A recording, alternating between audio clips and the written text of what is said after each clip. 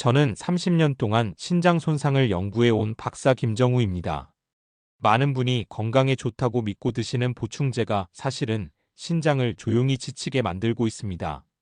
아침에 일어났을 때 얼굴이 부어 보이거나 다리가 묵직하고 소변량이 예전보다 줄어든 적 있으신가요? 대부분 나이가 들어서 그렇겠지 하고 넘기지만 실제로는 신장이 보내는 구조 없는 신호일 수 있습니다. 신장은 우리 몸에서 가장 조용히 일하는 필터라서 약해지기 시작해도 큰 통증 없이 버팁니다. 그래서 더 위험합니다. 오늘은 여러분의 신장을 조용히 지치게 하는 보충제 3가지를 꼭 알려드리려고 합니다. 여러분 요즘 몸에서 작은 변화 느끼고 계신가요? 구독, 좋아요는 큰 힘이 됩니다.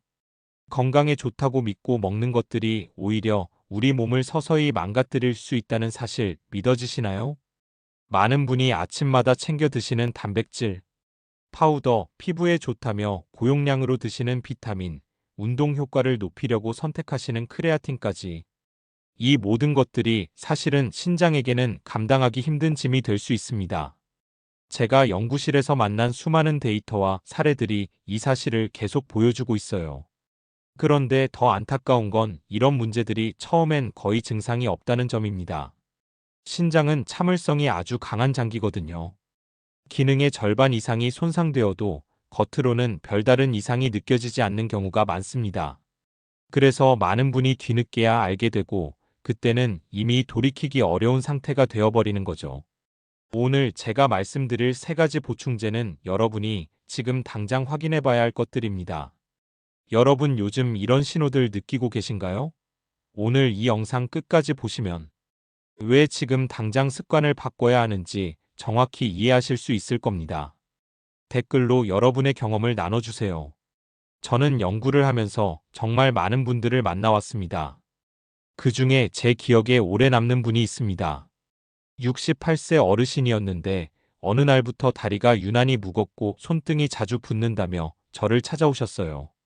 본인은 나이가 드니 그러려니 하셨지만 자세히 생활을 여쭤보니 단백질 파우더를 꾸준히 챙겨 드시고 계셨습니다. 근육을 유지하려고 먹었을 뿐이라는 그분의 말에 제 마음이 정말 짠했죠. 그분은 텔레비전 건강 프로그램에서 노년에는 단백질이 중요하다는 이야기를 듣고 매일 아침 단백질 파우더 한 스푼씩을 우유에 타서 드셨대요. 좋은 의도였죠. 하지만 안타깝게도 그분의 신장은 이미 나이로 인해 여과 능력이 예전만 못했고 거기에 과한 단백질까지 더해지니 하루 종일 쉴 틈 없이 일해야 했던 겁니다. 검사 결과를 보니 신장 기능이 꽤 떨어져 있었어요. 다행히 단백질 섭취를 자연식 위주로 조절하고 파우더를 중단하니 2달 뒤부터 붓기가 서서히 빠지기 시작했습니다. 또 다른 사례도 있습니다. 55세 김미선님이라는 여성분이 계셨습니다. 이분은 피부에 좋다며 고용량 비타민을 몇 달 동안 먹어오셨는데 어느 날부터 허리가 묵직하고 소변 볼 때 따갑다고 하셨습니다. 처음에는 단순한 요로 문제인 줄 알았는데 검사를 해보니 작은 결석이 여러 개 발견됐어요. 비타민C를 하루에 1000mg 이상씩 드셨던 게 문제였습니다. 물에 녹는 비타민이니까 많이 먹어도 괜찮을 거라고 생각하셨대요. 하지만 과한 비타민C는 몸속에서 옥살레이트라는 물질로 변하고 이게 쌓이면 결석을 만들어버립니다. 이런 이야기들을 들을 때마다 저는 생각합니다. 작은 습관 하나만 달랐어도 충분히 피할 수 있는 일이었다고요. 이 2분 모두 건강을 지키려고 애쓰신 분들이었어요. 그런데 잘못된 정보나 과한 욕심 때문에 오히려 몸을 다치게 된 거죠. 여러분의 신장을 완전히 바꿀 수 있는 중요한 지혜를 오늘 말씀드릴 겁니다. 이 이야기를 끝까지 듣고 실천하셔야만 진짜 변화를 경험할 수 있습니다. 혹시 아직 구독과 좋아요를 누르지 않으셨다면 지금 바로 눌러주세요. 이 채널은 여러분의 건강한 노년을 진심으로 응원합니다. 이런 중요한 정보를 더 많은 분들이 알 수 있도록 구독과 좋아요로 힘을 보태주세요. 끝까지 보지 않으시면 가장 중요한 실천법을 놓치게 됩니다. 마지막에 나올 단 하나의 습관이 모든 것을 바꿀 수 있어요. 여러분의 식습관을 바꾸는 작은 실천만으로도 충분히 일어날 수 있는 일입니다. 그래서 이제는 우리 일상에서 신장을 약하게 만드는 보충제 3가지를 하나씩 차근차근 짚어보겠습니다. 먼저 말씀드릴 것은 단백질 파우더입니다. 단백질은 우리 몸에 꼭 필요한 영양소죠. 근육을 만들고 면역력을 유지하는 데 필수적입니다. 특히 나이가 들수록 근육이 빠지니까 단백질을 더 챙겨 먹어야 한다는 이야기를 많이 들으셨을 거예요. 그래서 많은 분이 단백질 파우더를 선택하십니다. 하지만 여기에 큰 함정이 있어요. 단백질을 과하게 섭취하면 우리 몸은 그걸 전부 사용할 수가 없습니다. 남은 단백질은 분해되면서 질소성 노폐물이라는 걸 만들어내는데 이걸 처리하는 곳이 바로 신장입니다. 국내외 여러 연구기관에서 나온 보고를 보면 단백질을 과다 섭취한 그룹이 그렇지 않은 그룹보다 신장 기능, 저하 속도가 훨씬 빠르다는 결과가 계속 나오고 있습니다. 특히 이미 신장이 약한 분들이나 당뇨, 고혈압이 있는 분들은 더 조심해야 해요. 제가 만난 69세 박영수 님도 그런 경우였습니다. 이분은 헬스장에서 운동을 시작하면서 트레이너가 권유한 단백질 파우더를 매일 2스푼씩 드셨어요. 근육을 빨리 키우고 싶은 마음이었죠. 그런데 몇 달 지나니까 다리가 점점 무거워지고 아침에 일어나면 얼굴이 퉁퉁 붓는 느낌이 들었대요. 소변량도 눈에 띄게 줄었고요. 검사를 해보니 신장이 과부하 상태였습니다. 식습관을 자세히 물어보니 평소 식사에서도 고기와 생선을 충분히 드시고 있었어요. 거기에 파우더까지 더하니 하루 단백질 섭취량이 권장량의 2배가 넘었던 겁니다. 파우더를 중단하고 자연식 위주로 조절했더니 한 달쯤 지나서부터 증상이 서서히 완화되기 시작했습니다. 여러분도 한번 생각해 보세요. 지금 하루에 단백질을 얼마나 드시는지 계산해 보신 적 있으신가요? 아침에 계란, 점심에 생선이나 고기, 저녁에 두부나 콩 요리를 드신다면 이미 충분한 양을 섭취하고 계신 겁니다. 여기에 파우더를 더하면 신장은 감당할 수 없는 일을 떠맡게 되는 거예요. 이미 식단에서 어느 정도 단백질을 섭취하고 있다면 가루 보충은 정말 신중하게 생각하셔야 합니다. 신장이 약하거나 혈압, 당 관련 질환이 있는 분은 특히 과다 섭취를 반드시 피해야 해요. 두 번째로 말씀드릴 것은 고용량 비타민 C입니다. 비타민 C는 물에 녹는 비타민이라서 많이 먹어도 소변으로 빠져나가니까 괜찮다고 생각하시는 분들이 많아요. 피부에 좋고 면역력에도 도움이 된다고 하니까 아예 고용량으로 드시는 분들도 계시죠. 하지만 이게 문제입니다. 비타민 C가 많아지면 우리 몸속에서 옥살레이트라는 물질을 만들어냅니다. 이 옥살레이트가 칼슘과 만나면 결석을 만들어요. 작은 돌 같은 게 신장이나 요로에 생기는 겁니다. 여러 연구기관에서 발표된 자료를 보면 고용량 비타민 C를 장기간 복용한 사람들이 그렇지 않은 사람들보다 결석 발생 위험이 훨씬 높다는 결과가 나왔습니다. 제가 만난 57세 홍미애 님도 그런 경우였어요. 이분은 피부 관리에 관심이 많으셔서 비타민 C를 하루에 1000mg씩 드셨습니다. 처음엔 아무 문제가 없었어요. 피부도 좀 나아진 것 같고 컨디션도 괜찮았죠. 그런데 반년쯤 지나니까 허리가 묵직하고 가끔 찌릿한 통증이 느껴지기 시작했대요. 처음엔 나이 때문이려니 했는데 통증이 점점 심해져서 검사를 받아보니 작은 결석이 여러 개 보였습니다. 비타민 C를 중단하고 물을 충분히 마시면서 조심했더니 다행히 더 이상 커지지는 않았어요. 사실 비타민 C는 귤 1개, 브로콜리 1접시, 파프리카 몇 조각만 먹어도 하루 필요량을 충분히 채울 수 있습니다. 굳이 알약으로 고용량을 드실 필요가 전혀 없어요. 여러분은 혹시 비타민은 많을수록 좋다고 믿고 계시지 않나요? 그건 잘못된 생각입니다. 특히 신장이 약한 분은 고용량 비타민을 장기간 사용하시면 절대 안 됩니다. 자연식품으로 충분히 얻을 수 있는 영양소를 굳이 알약으로 과하게 드실 이유가 없어요. 세 번째는 크레아틴입니다. 크레아틴은 주로 운동하시는 분들이 많이 찾는 보충제예요. 근력 운동 효과를 높이고 근육 회복을 빠르게 한다고 알려져 있죠. 젊은 분들 사이에서 인기가 많은데 요즘은 중장년층에서도 관심을 갖는 분들이 늘고 있습니다. 하지만 크레아틴은 섭취량이 많아지면 신장이 배출해야 할 물질의 양이 크게 늘어납니다. 신장 입장에서는 갑자기 일이 두세 배로 늘어나는 거예요. 고용량을 장기간 복용한 그룹을 관찰한 연구들을 보면 신장의 여과 기능이 떨어지는 경우가 관찰됐다는 보고가 있습니다. 특히 물을 충분히 마시지 않거나 이미 신장이 약한 상태에서 크레아틴을 사용하면 위험이 더 커져요. 제가 상담했던 27세 김대호님은 헬스를 열심히 하는 청년이었는데 빠른 효과를 보고 싶어서 크레아틴을 권장량보다 많이 드셨어요. 처음 몇 주는 괜찮았는데 한 달쯤 지나니까 눈밑이 어둡고 손끝이 가끔 떨리는 느낌이 들었대요. 소변 색깔도 평소보다 진해지고 냄새도 좀 이상했다고 하셨습니다. 검사를 해보니 신장에 부담이 가고 있었어요. 크레아틴을 중단하고 물을 충분히 마시면서 쉬었더니 서서히 회복되었습니다. 크레아틴 자체가 나쁜 건 아니에요. 하지만 짧은 기간 동안만 적정량을 사용하고 반드시 물을 충분히 마셔야 합니다. 탈수 상태이거나 신장이 약한 분은 아예 사용을 피하는 게 좋아요.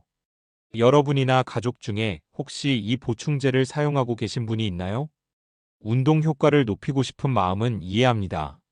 하지만 신장 건강을 해치면서까지 빠른 효과를 얻을 필요는 없어요.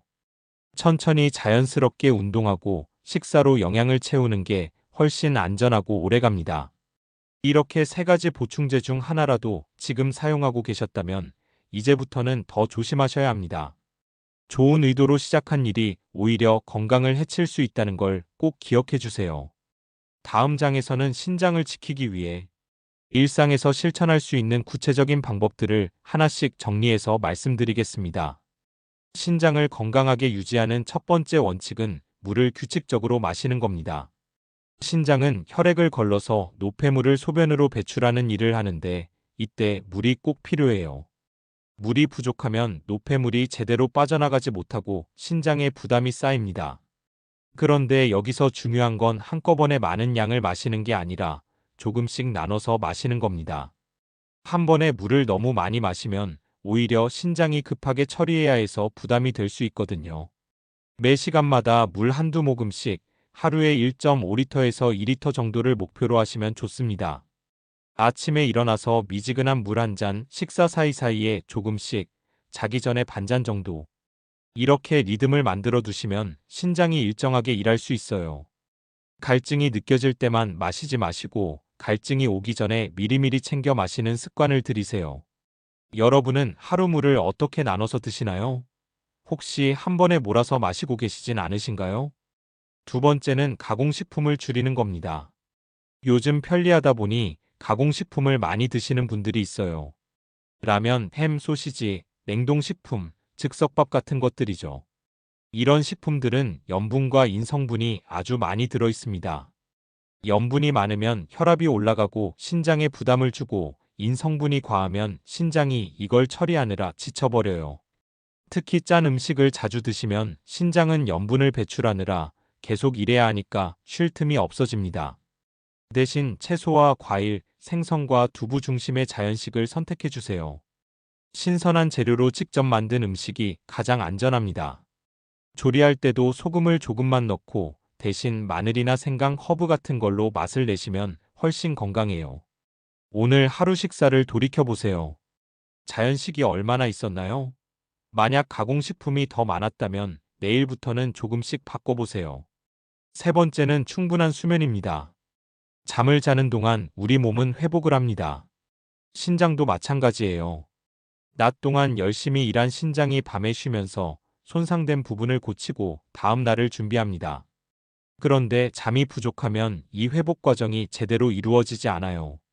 게다가 수면 부족은 스트레스 호르몬을 높이고 이게 혈압을 올리면서 신장의 혈류량을 불안정하게 만듭니다. 매일 밤 7시간에서 8시간 정도는 주무시는 게 좋습니다. 잠자리에 들기 전에 스마트폰이나 텔레비전을 끄고 조용한 시간을 갖는 것도 도움이 돼요. 따뜻한 차 한 잔을 마시거나 가벼운 스트레칭을 하면서 몸이 천천히 이완될 수 있도록 해주세요. 요즘 잠은 충분히 주무시나요? 만약 잠을 제대로 못 주무신다면 그것부터 먼저 해결하는 게 중요합니다. 네 번째는 규칙적인 운동입니다. 운동은 혈액순환을 개선해서 신장으로 가는 혈류를 원활하게 만들어줍니다. 신장은 혈액을 걸러서 깨끗하게 만드는 곳이니까 혈류가 좋아야 일을 잘할 수 있어요. 하지만 너무 격렬한 운동은 오히려 탈수를 불러일으킬 수 있고 탈수가 되면 신장에 부담이 갑니다. 그래서 강도 높은 운동보다는 가볍고 꾸준한 운동이 훨씬 좋아요. 하루 30분 정도 동네를 산책하거나 집에서 간단한 스트레칭을 하는 것만으로도 충분합니다. 운동 후에는 반드시 물을 충분히 마셔서 땀으로 빠져나간 수분을 보충해야 해요. 오늘 몸을 천천히 움직이신 시간이 있었나요? 만약 하루 종일 앉아만 계셨다면 지금이라도 일어나서 가볍게 스트레칭을 해보세요. 다섯 번째는 보충제를 정말 신중하게 선택하는 겁니다. 이건 오늘 말씀드린 내용의 핵심이기도 해요. 보충제는 필요 이상으로 들어오면 전부 신장을 거칩니다. 이름만 건강해 보인다고 무조건 좋은 건 아니에요. 텔레비전이나 인터넷에서 광고를 보면 마치 이걸 안 먹으면 큰일 날 것처럼 느껴지지만 사실 대부분은 자연식으로도 충분히 얻을 수 있는 영양소들입니다. 지금 먹고 있는 보충제가 정말 필요한지 스스로에게 물어보세요. 의사나 전문가가 권유한 게 아니라면 그냥 광고를 보고 샀거나 지인이 좋다고 해서 먹는 거라면 한 번쯤 의심해 볼 필요가 있어요. 여러분이 매일 드시는 보충제 중 꼭 필요한 것은 몇 가지인가요? 한번 세어보세요. 만약 5개 이상이라면 너무 많은 겁니다. 여섯 번째는 정기적인 검사입니다. 신장은 아주 조용한 장기예요. 문제가 생겨도 처음엔 아무런 신호를 안 보낼 때가 많아요. 그래서 정기적으로 소변 검사와 혈액 검사를 받아보는 게 중요합니다. 특히 40대 이후로는 적어도 1년에 한 번씩은 신장 기능을 확인해 보시는 게 좋아요. 조기에 발견하면 충분히 관리할 수 있지만 늦게 발견하면 손 쓸 방법이 없어질 수도 있습니다. 검사에서 크레아틴인 수치나 사구체 여과율 같은 항목들을 보는데 이게 조금이라도 이상하면 바로 생활 습관을 점검해야 해요. 미리미리 체크하는 습관이 신장을 오래 건강하게 유지하는 지름길입니다. 마지막 검사가 언제였는지 기억나시나요? 만약 2년 이상 안 하셨다면 이번 달 안에 꼭 예약을 잡아보세요. 일곱 번째는 스트레스 관리입니다. 스트레스는 만병의 근원이라는 말 많이 들어보셨죠? 신장도 예외가 아닙니다. 스트레스를 받으면 우리 몸은 코르티솔이라는 호르몬을 분비하는데 이게 과하면 혈압을 올리고 염증을 유발해서 신장에 부담을 줍니다. 게다가 스트레스를 받으면 식습관이 흐트러지고 수면도 부족해지니까 악순환이 반복되죠. 스트레스를 완전히 없앨 수는 없지만 줄일 수는 있어요. 좋아하는 취미 생활을 하거나 친구들과 이야기를 나누거나 명상을 하는 것도 도움이 됩니다. 하루 10분만이라도 조용히 앉아서 깊게 숨을 쉬는 시간을 가져보세요. 신장뿐만 아니라 몸 전체가 편안해지는 걸 느낄 수 있을 겁니다. 이렇게 7가지 실천법을 말씀드렸습니다. 하나하나가 다 어렵지 않은 일들이에요.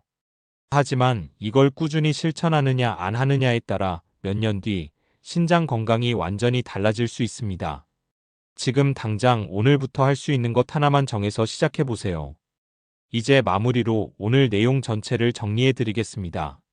오늘 말씀드린 3가지 보충제, 단백질 파우더 고용량, 비타민C, 크레아틴은 많은 분이 건강에 좋다고 믿고 드시는 것들입니다.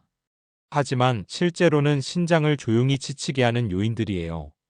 잘못된 상식은 뭐였을까요? 바로 많이 먹으면 더 좋다는 믿음이었습니다. 비타민이든 단백질이든 운동 보충제든 많이 먹으면 효과가 배가 될 거라고 생각하는 거죠. 하지만 우리 몸은 그렇게 단순하지 않아요. 올바른 관리는 몸에 필요한 만큼만 자연스럽게 섭취하는 균형입니다. 과한 건 오히려 독이 됩니다. 신장은 과부하를 견딜 수 있는 능력이 한정되어 있어요. 한번 지치기 시작하면 회복이 아주 더뎌집니다. 그래서 예방이 중요한 겁니다. 3가지 보충제는 상황에 따라 심각한 과부하를 만들 수 있고 이걸 미리 알고 바로잡으면 신장은 충분히 회복할 기회를 얻습니다. 반대로 잘못 관리하면 어떻게 될까요? 처음엔 얼굴이 조금 붓는 정도였다가 점점 소변량이 줄고 피로가 쌓이고 다리가 무겁고 식욕이 떨어지고 잠을 자도 개운하지 않게 됩니다. 이런 작은 신호들이 반복되면서 결국에는 신장 기능이 크게 떨어져 버립니다.